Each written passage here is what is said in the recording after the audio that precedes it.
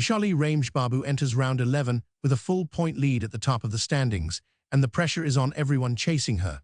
Aleksandra Goryachkina, sitting on 5 points, desperately needs a win to stay in the conversation for the candidate's title.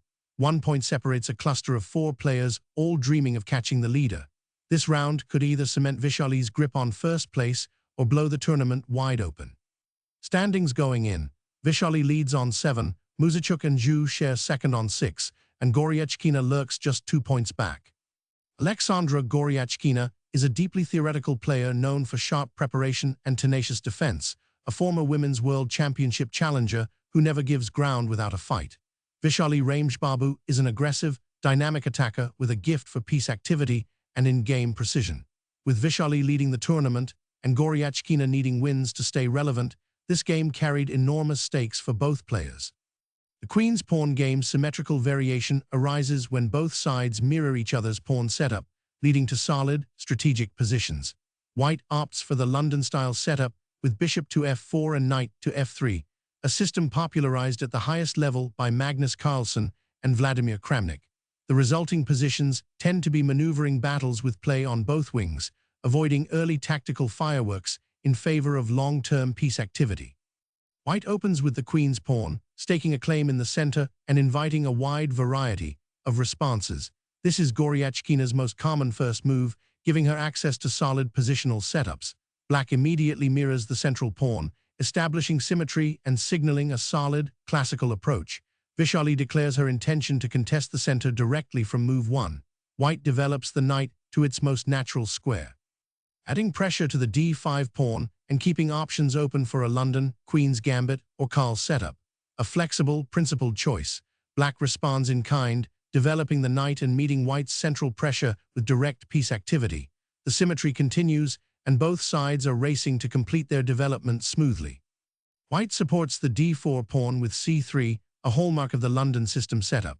This solid move prepares bishop to f4 and keeps the center stable, avoiding early pawn exchanges. Black shores up the d5 pawn by supporting it with e6, choosing a Slav-like solid structure. The light-squared bishop is temporarily locked in, but the central pawn chain is rock solid. Out comes the London bishop, developed to f4 before the e-pawn moves. This is the defining move of the London system, placing the bishop on an active diagonal pointing toward the queen side. Black strikes immediately, in the center with c5, the sharpest and most principled response to the London setup. This move challenges White's d4 pawn and fights for central space right away. White solidifies the center by closing the pawn chain with e3, supporting d4, and preparing to develop the bishop to e2. A restrained but reliable continuation in this type of structure. A provocative queen sortie to b6, immediately pressuring the b2 pawn and daring White to choose between defending passively or entering complications. Vaishali shows her aggressive intent early. White meets the queen challenge head-on by posting her own queen to b3, offering a trade of queens and neutralizing the pressure on b2. This also eyes the c4 and d5 squares going forward.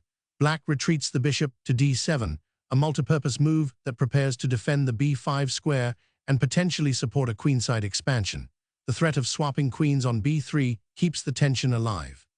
White develops the queen's knight to d2, routing it toward e5 or f3, as the position demands. This keeps the c1 bishop's diagonal open and maintains flexibility in the pawn structure. Black completes minor piece development with the bishop retreating to e7, preparing to castle kingside. The position is balanced, with both sides having solid setups and roughly equal central control. White develops the light-squared bishop to e2. Modest but solid post that links the rooks and prepares castling. Goryachkina chooses a restrained setup, building her position methodically. Black castles kingside, tucking the king to safety and activating the rook on f8. Vaishali has completed her kingside development cleanly and is ready to start generating queenside counterplay. White also castles, securing the king and completing the opening phase. Both sides now have their pieces developed and kings safe, and the strategic battle for control of the center begins in earnest. Black places the rook on c8, eyeing the semi-open c-file and preparing to support the c5 pawn advance. This rook belongs on c8 in most structures like this, and it arrives right on time. White plants the knight on the powerful e5 outpost, occupying the center with a piece that cannot easily be chased away. From e5, The knight eyes the d7 bishop and pressures the entire kingside. Black retreats the bishop all the way back to e8, a somewhat unusual-looking move designed to unpin the f6 knight and prepare to redeploy the bishop to a more active diagonal. The position remains roughly equal. White brings the bishop aggressively to g5, pinning the f6 knight against the queen and adding more pressure to black's position. The idea is to create concrete threats while the knight dominates on e5. Black develops the knight to c6, adding a second attacker to the e5 outpost and daring white to maintain her dominating knight. Now white must either defend e5 or find a way to justify its position. White advances f4, supporting the e5 knight from below and declaring aggressive kingside intentions. This move gains space but also weakens the e3 and g4 squares, a double-edged decision. Black sidesteps to i5, attacking the queen on b3 and forcing white to make a decision about the queen side. The knight on i5 looks awkward at the edge of the board but serves a concrete purpose. White initiates a queen exchange, taking on b6 and simplifying the position. With queens off the board, the game transitions into a strategic endgame where pawn structure and piece activity will determine the outcome. Black recaptures toward the center with the a-pawn, opening the I-file for the rook and giving black a solid pawn structure. The b6 pawn may look backward, but the open I-file is a meaningful concession. White pushes f5 aggressively, aiming to open the f-file and create kingside attacking chances. This pawn thrust also challenges the e6 pawn and tries to generate activity before black consolidates. Black nudges the h-pawn, kicking the g5 bishop and asking white to clarify her intentions on the kingside. This useful waiting move also prevents any future bh6 ideas. White retreats the bishop to h4, maintaining the pin on the f6 knight while stepping back from the confrontation on g5. The bishop stays active and continues to monitor the kingside. Black captures the f5 pawn, relieving central tension and opening the e-file. Taking with the e-pawn is principled, and now white must recapture and decide how to reorganize her pieces. White recaptures with the rook, bringing it to the active f5 square and keeping pressure on the kingside. The rook is well placed here, eyeing the fifth rank and supporting potential activity. The knight swings back from i5 to c6, rejoining the game and again targeting the e5 outpost. Black has wasted a tempo with this knight trip, but it is now back in a more useful position. White plays i3, a quiet prophylactic move preventing any knight jump to b4. It also prepares potential queenside expansion with b4 later in the game. Black retreats the bishop all the way back to d8, redeploying it to a more active diagonal via c7 or e7. This regrouping maneuver shows Vaishali is playing for the long term, improving her worst-placed piece. White doubles rooks on the f-file, bringing maximum pressure to bear on the kingside. Both rooks now aim directly at black's king position, and the position looks threatening for black. Black captures the e5 knight, eliminating white's powerful central outpost piece. This simplification eases the pressure and heads toward a more level endgame. White recaptures with the rook, keeping the piece active on e5. The rook dominates the fifth rank and maintains a grip on the position, though the material is simplified considerably. Black develops the bishop to the active c6 square, where it hits the rook on e5 and targets the b7 square indirectly. This is excellent piece activity, forcing white to respond. White repositions the e5 rook to f5, lining both rooks up on the f-file and maintaining kingside pressure. Goryachkina keeps her rooks coordinated and active. Black slides the rook to c7, defending the seventh rank and preparing to contest the open files. The rook is well placed here, covering key squares and keeping black's position solid. White plays h3, a standard move to create luft for the king and prevent any back rank issues. It also takes away the g4 square from black's pieces. Black centralizes the rook to d7, adding pressure to the d-file and preparing to double rooks or activate further. The rook is now well placed in the center of the board. White retreats the h4 bishop to g3, keeping it active and pointing toward the c7 square. The bishop continues to monitor the position while white looks for a way to make progress. Black moves the bishop to the active c7 square, controlling important diagonals and coordinating with the rook on d7. Vaishali's pieces are beginning to harmonize beautifully. White exchanges the g3 bishop for the c7 bishop, simplifying the position further. With fewer pieces on the board, the endgame becomes more concrete and precise play will be essential. Black recaptures with the rook, maintaining an active rook on the seventh rank. the c7 rook is perfectly placed to apply pressure along the 7th rank and support potential pawn advances. White moves the rook back to e5, centralizing it and maintaining pressure along the 5th rank. The position is roughly balanced, with both sides having active rooks. Black brings the other rook to e8, challenging the e5 rook and preparing to double rooks on the e-file. This is a logical and active move, increasing the pressure on white. White doubles rooks on the 5th rank with rff5, trying to maintain control of that key rank. However, this allows black to trade off one of the active rooks. Black captures on e5, trading one pair of rooks and simplifying the position. The engine notes this swings the evaluation by nearly a full pawn in white's favor, though the position remains close to equal overall. White recaptures with the rook, and now we have a rook and minor piece in game. The position is still roughly balanced, but black's bishop and rook need to coordinate carefully to maintain equality. Black advances g6, creating luft for the king and staking space on the kingside. This also prepares to activate the king in the endgame, an important concept when rooks are on the board. White captures on c5, opening the position and trying to activate her pieces. This pawn exchange changes the pawn structure and creates new imbalances for both sides to navigate. Black recaptures with the b-pawn, restoring her pawn structure and giving the c5 pawn more central support. The b6 pawn has now disappeared, which actually cleans up black's structure somewhat. White advances c4, trying to challenge the d5 pawn and open lines. This creates a tense pawn confrontation in the center where precise calculation will be needed. Black activates the king, moving it toward the center in preparation for the endgame. King activity is crucial in rook endgames, and Vaishali wastes no time bringing her king into play. White captures on d5, releasing the central tension. The resulting passed pawn structure will now define the endgame, and both sides must calculate precisely to avoid falling into a losing position. Black recaptures with the bishop, centrally placing it on d5 where it dominates the position. The bishop on d5 is extremely powerful, controlling multiple key diagonals simultaneously. This is a critical error. White plays bishop to c4, attacking the d5 bishop, but this allows black to exploit a devastating tactical sequence. The engine swings by 2.5 pawns here, from roughly equal to nearly -3. Goryachkina needed to keep her rook more active and avoid this bishop placement that walks into black's tactical ideas. Black retreats the bishop to c6, a move the engine marks as a mistake, but one that sets up an exchange sacrifice to win material. Notice how the bishop on c6 now eyes the b5 square, while the rook on c7 becomes a key piece in the upcoming combination. The eval remains firmly in black's favor at nearly -3.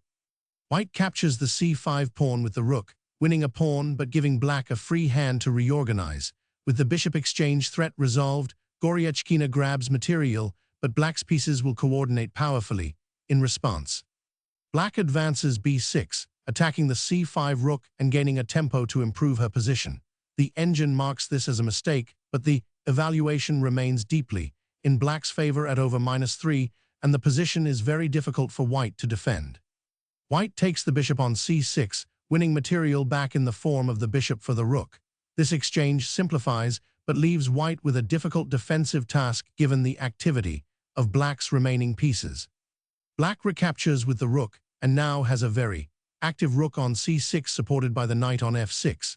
The engine marks this as a mistake in terms of finding the absolute best continuation, but black's advantage remains enormous at around -3. White brings the bishop to b5, attacking the c6 rook and trying to generate some counterplay. This is essentially forced, as white needs to find active counterplay to have any hope of surviving the endgame. Black infiltrates with the rook to c2, an extremely active square that attacks the b2 pawn and cuts the white king off. The engine notes this as a mistake relative to the absolute best line, but the practical advantage for black is overwhelming at -3 and growing. White posts the knight to c4, attacking the b6 pawn and trying to create counterplay with the knight and bishop working together. Goryachkina fights on with her limited resources. Black centralizes the knight to d5, a powerful outpost square where it dominates the board. The engine marks this as imprecise, but with an evaluation of -3.5, Vaishali has more than enough advantage to convert. White advances b3, trying to restrict the c2 rook and create some queenside pawn activity. This is a desperate attempt to find counterplay in a position that is already very difficult to defend. Black swings the rook to c3, attacking the b3 pawn and maintaining extreme activity. The rook on c3 ties down white's pieces and keeps maximum pressure on the queenside pawns. The engine marks this as a mistake, but the advantage remains enormous. White retreats the bishop to i4, stepping away from the b5 square and trying to reroute the bishop to a more active diagonal. With the position crumbling, Goryachkina searches for any defensive resource. Black captures on e3, winning a pawn with the knight. The engine marks this as imprecise compared to the computer's top choice, but Vaishali's position is so dominant that nearly any active move wins. The knight on e3 is a monster deeply embedded in white's position. White snaps off the b6 pawn with the knight, winning a pawn back and trying to stay in the game. The knight on b6 is temporarily active, but black's pieces are simply too coordinated. Black returns the rook to c2, maintaining the powerful infiltration along the second rank. With the knight on e3 and rook on c2, black's pieces are working in perfect harmony while white struggles to find a defensive setup. The engine notes this as imprecise, but the advantage is immense. White repositions the bishop to b5, a square where it can eye the e8 square and try to coordinate with the knight on b6. Goryachkina is doing everything she can to stay active, but the position is fundamentally lost. Black captures on g2 with the rook, winning another pawn with check and forcing the white king to the edge. The engine marks this as imprecise compared to the absolute best line, but with a nearly 5-pawn advantage, the game is completely won for Vaishali. White's king retreats to h1, the only legal move. The king is now buried in the corner while black's pieces roam freely across the board. The position is utterly hopeless for white. Black swings the rook to b2, attacking the b3 pawn and maintaining the dominant rook on the 7th rank. The engine marks this as imprecise, but with an evaluation of nearly -5, the game is over in every practical sense. White plays knight to d7 check, a desperate attempt to complicate matters by forking the king. Goryachkina tries to create some tricks, but black's winning margin is too large. Black calmly steps to e7, dodging the check and keeping the king active. The engine marks this as imprecise, but the advantage is essentially insurmountable at this point. Vaishali is in full control. White repositions the knight to c5, trying to create threats and keep the game going. The knight is active here, but without a way to create real counterplay. This is just shuffling pieces in a lost position. Black centralizes the king to d6, marching it toward the action. The king on d6 will help escort the passed pawns or create mating threats as the game simplifies further. The engine marks this as imprecise, but the winning margin remains enormous. White checks with the knight to b7, a harassing check that tries to push the black king around. But the king is perfectly safe anywhere in the center, and these checks are not creating real threats. Black's king steps to d5, a dominant central square where it controls key territory and coordinates beautifully with the other pieces. The engine marks this as imprecise, but black's advantage is overwhelming at more than 4.5 pawns. White pushes b4, trying to advance the queenside pawns as a last desperate attempt at counterplay. But the pawns are too slow and black's pieces are too active to allow any real counterplay to develop. The black king marches all the way to e4, an extraordinary position for a king in an endgame. From e4, the king attacks white's e3 or d3 squares and coordinates with the knight on e3 and rook on b2. The engine notes this as imprecise, but the winning advantage is now nearly 5.5 pawns. White plays knight to c5 check, forcing the black king to move. But even with these constant checks, white cannot generate enough counterplay to save the game. The black king boldly advances to f3, walking into the heart of white's kingside and threatening devastating discoveries with the e3 knight. This is the decisive maneuver. The eval shoots to nearly -7, and checkmate threats are becoming concrete. White plays bishop to d3, a desperate defensive attempt that unfortunately walks into a mating net. The engine swings by 2.5 pawns here, as this mistake accelerates the inevitable. Goryachkina needed to find a different defensive resource, but the position was already beyond saving. And this is the final blow. Vaishali advances f5, and the position is now completely hopeless for white. The engine evaluates this as checkmate in the near future. With the black king on f3, the knight on e3, the rook on b2, and now the f-pawn marching forward. White has absolutely no defense. Goryachkina resigned. The game was ultimately decided by the bishop to c4 inaccuracy, around move 30, which allowed Vaishali to launch a powerful piece activity campaign that completely dominated the endgame. The key theme was piece coordination. Vaishali's rook and knight worked in perfect harmony, the black king marched to f3 for the kill, and the f5 advance sealed a famous victory. What a statement from Vaishali Rameshbabu in round 11, defeating the formidable Goryachkina and extending her lead at the top of the standings. With rounds still to play, the question is whether anyone can catch her. Let me know in the comments how you think the tournament will end, and if you enjoyed this breakdown, subscribe so you never miss a move.